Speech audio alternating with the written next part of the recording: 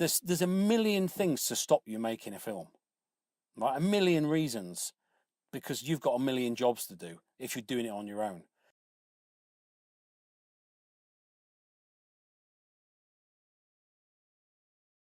I'm a writer, director, producer, actor, editor, wardrobes, props, make the tea,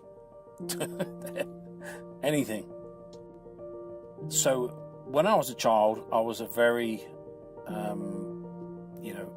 what they would call back then a naughty child, what is now known as ADHD. And I got my diagnosis of ADHD last week. So 51 years it's took for me to get a diagnosis. But that directly correlates to the fact that I was a natural show person, because I didn't mind being in front of the camera. I didn't mind being the one that was doing all the talking, because I had lots to say. I was always showing off, as they would call it when you're a kid. Acting was natural to me. It's something that I didn't see myself doing. I had no plans to become an actor, but that was just my natural DNA. RADA is the Royal Academy of Dramatic Art, so it's known to be one of the most, or if not the most prestigious acting school in the world.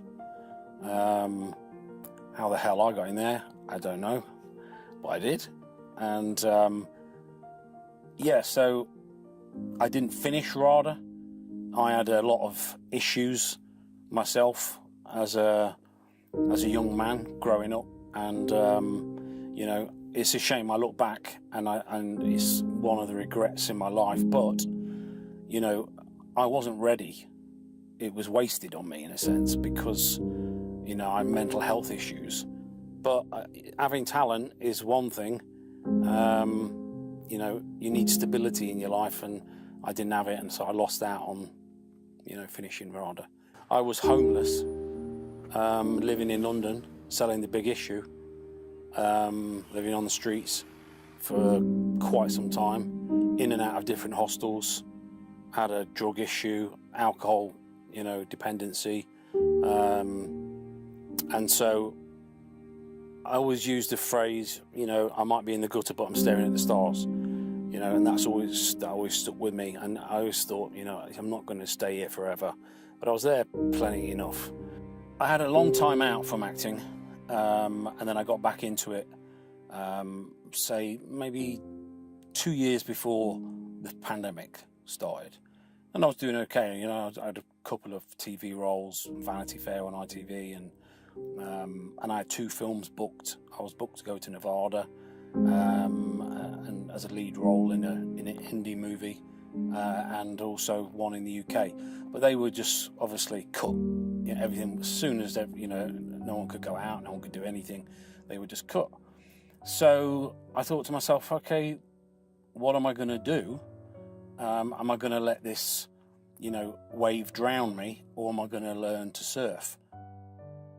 Then I made my first film, which was Lot, and Lot in Hebrew means hidden. And so this whole film was very cathartic for me. It was letting out a lot of my own deepest thoughts and fears, and so it was quite an artistic style. So that took a lot of work, and then 2 weeks after filming it, my friend who was in it, who played a character, Death, sadly lost his life to mental health. It then got into Birmingham Film Festival and was selected, and I was asked to go down there and to be interviewed about how I made it, what it was about, and then I went to the gala night, all dicky bowed up and all that, and it came past my category, and I didn't win as the short film. So I thought, well, yeah, it's okay. I got here, and that's an achievement. And then it won the Audience Award, and which was a real special thing for me because people had chosen it. I got up and dedicated it to Mark. I want to just dedicate this as well to my very close friend who was in the film. He had bipolar and he lost his battle with mental health 3 weeks after the shooting of the film.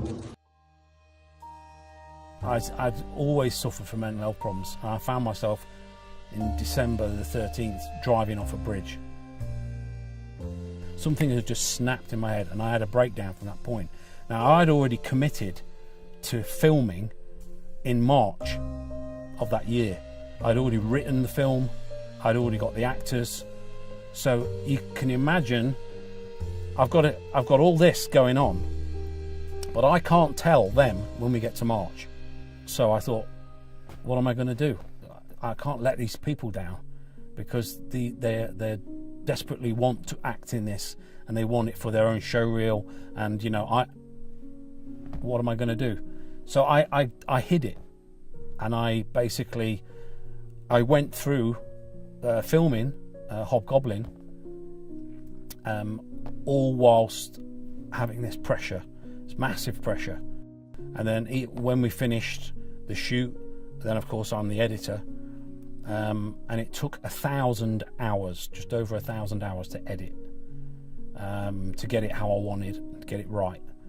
So then I finished it, and then we had this premiere, and the MP Jane Hunt came, the new Madam Mayor of Loughborough came, and so it was a success. I think I kind of was like, I'm never making a film again, right? Because it was so hard. But then I got the itch then and the bug, and I started to know what I was doing. So that made it, a little bit easier.